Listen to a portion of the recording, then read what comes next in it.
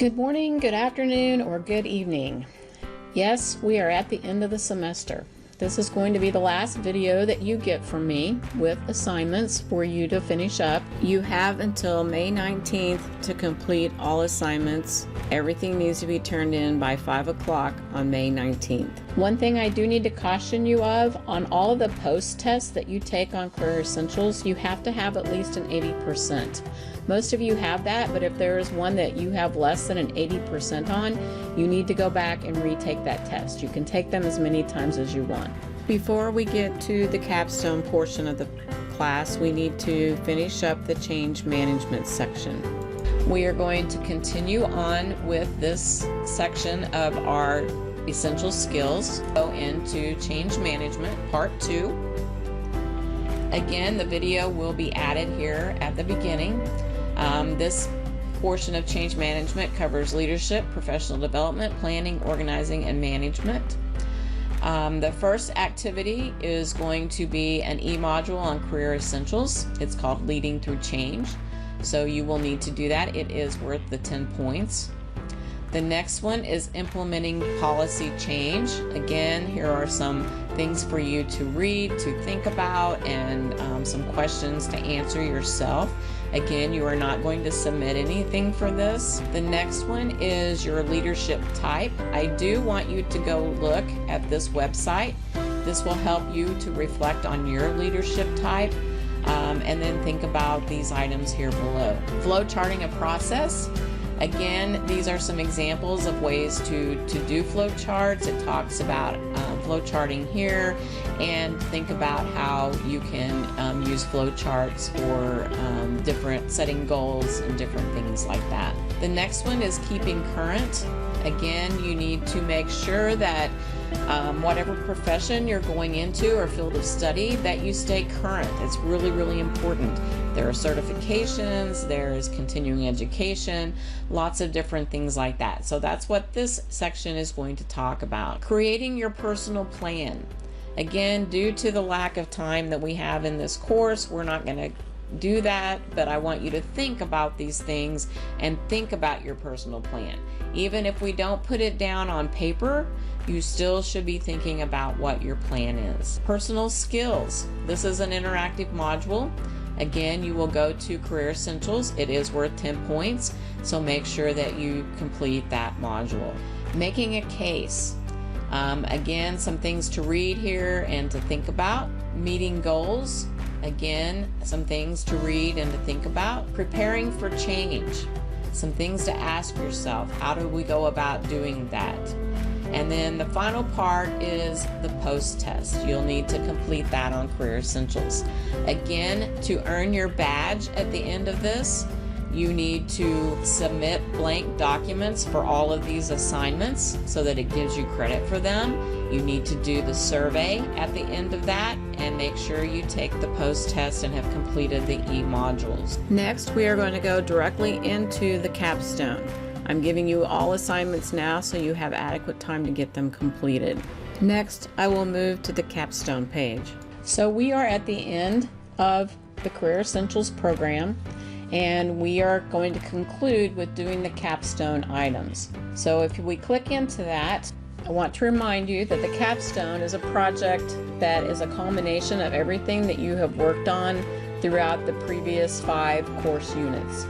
It's an authentic assessment measuring your evidence of employability skills. In it, you will build upon project components already completed and use them to build your professional portfolio and practice your skills that you have learned. Ultimately, the final project is intended to help you demonstrate your ability to think critically and creatively, communicate effectively, and apply your knowledge to address real-world issues and scenarios. You will complete the following activities as part of this experience. The first one is going to be a capstone reflection. This should take you approximately 45 minutes to go through. You'll reflect on the capstone activities that you completed, and you will articulate how these activities support you in entering, succeeding in, and advancing in your career. You'll answer the questions in this link right here under capstone reflection. I do ask that you answer them in a professional manner. I don't want answers like, I didn't get anything out of this. You need to be professional and answer it in the appropriate way. Also, spelling, grammar, punctuation, all of those will go into determining how many points you get for each of your answers. The reflection is worth 45 points. Probably won't take you 45 minutes to complete, but again, I would allow that much time. The second part has to do with thinking about how to be able to answer questions for interviews. Unfortunately, we won't actually get to do practice interviews, which would be nice, but we're not going to be able to do that. So what you're going to do is you're going to review a list of interview questions and make notes about your responses to each question, including examples of your experiences that relate to the skills that employers are looking for. Again, this is worth 83 points. It'll probably take you about an hour, my guess, maybe an hour and a half to complete. Again, I will be looking at punctuation, spelling, grammar, all of those same items. The next part is probably the most important part that you should take out of this course. This is how to actually apply for a job. So when you get ready to apply for a job, the first thing you need on your resume is that you need references. You don't just randomly select someone as a reference on your resume. You don't use friends and family members. You don't use fake references because people do call and check on them. You don't use people that you don't like or that they don't like you because they're not going to give you a good reference. And don't use people that really aren't relevant to what you're trying to apply for. Good people to use as references: instructors, previous employers, pastors, people like that, people that can give you a good reference as far as being a good worker, a good person in general, good work ethic, things like that. So this is going to direct you how to write a reference request to actually get someone to use as a reference. Then you're going to learn how to write a cover letter. A cover letter tells employers why they should look at your resume. Ideally, your letter should be short. This says approximately up to 2-page summary of your qualifications, a statement of interest. I always tell everyone, especially in the tech educational area, no more than 1 page for your cover letter and your resume. That's very, very important. They basically spend about 45 seconds looking at your cover letter and resume. In that time, they decide whether they're going to call you in or follow up with you, etc. So keep it short and keep it relevant. Whatever is important for that job position, you want that to stand out in your cover letter and your resume. So your cover letter is worth 50 points, should take you about 30 minutes to do.